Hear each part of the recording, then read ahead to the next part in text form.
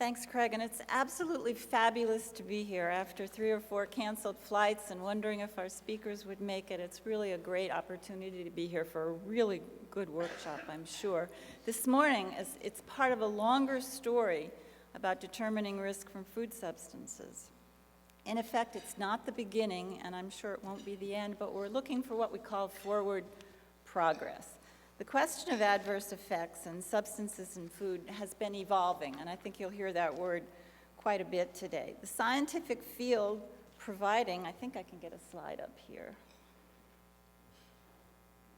Yeah, there we go.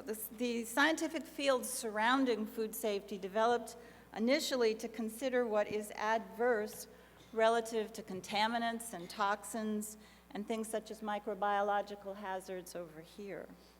Toxins and contaminants clearly were things people wanted to reduce in food, so the science evolved with that in mind, and considerable work went into these risk assessment approaches, and the experiences were obviously a very fruitful field for those working on other substances in food, initially things such as the food additives, colors, dyes, and other types of ingredients that were added to foods.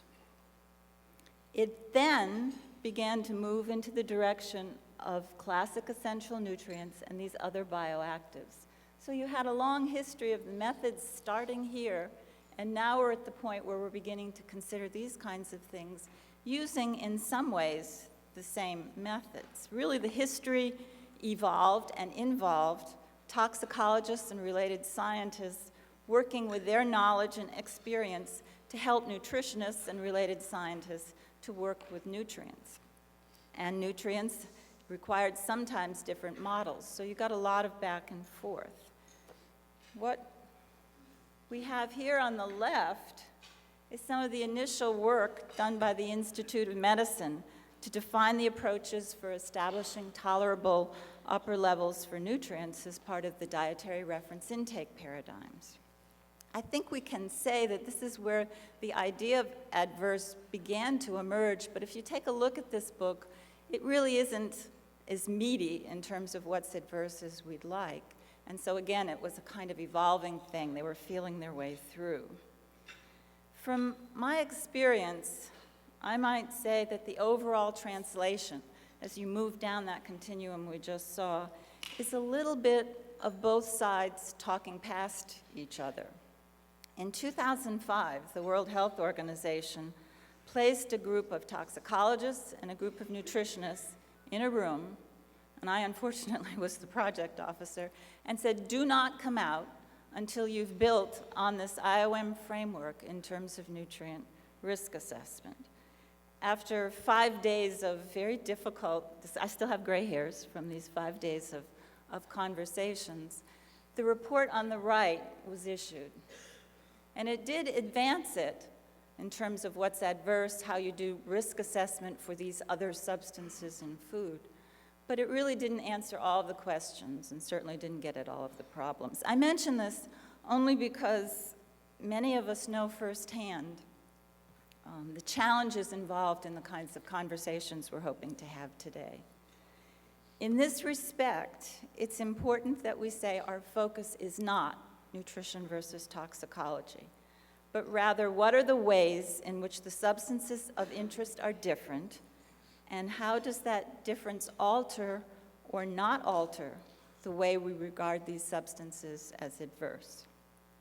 Additionally, there's a very important commonality here that we should underscore, and that's the demonstration of adverse effects has as its underpinning the fact that the indicator, whatever it is, the measure, the biomarker, whatever is reflecting that adverse effect, is appropriately linked to what that adverse effect is. It's on the causal pathway.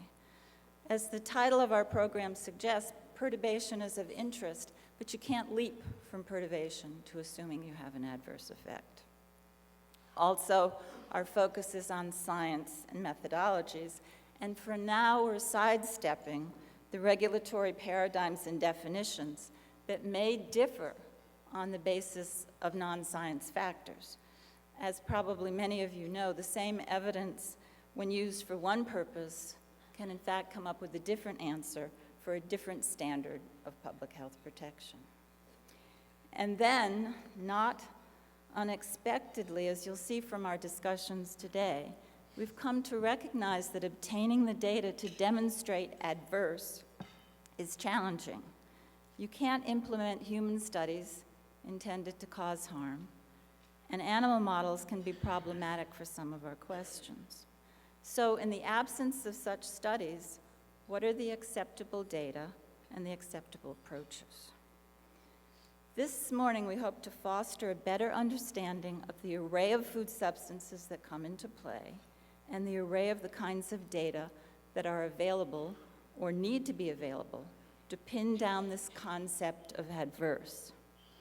How is it or how is it not different if you're considering a situation in which you have an absolute risk paradigm versus a relative risk paradigm?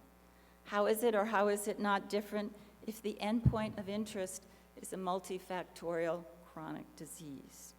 Answering these questions, we believe, will help to nail down these concepts.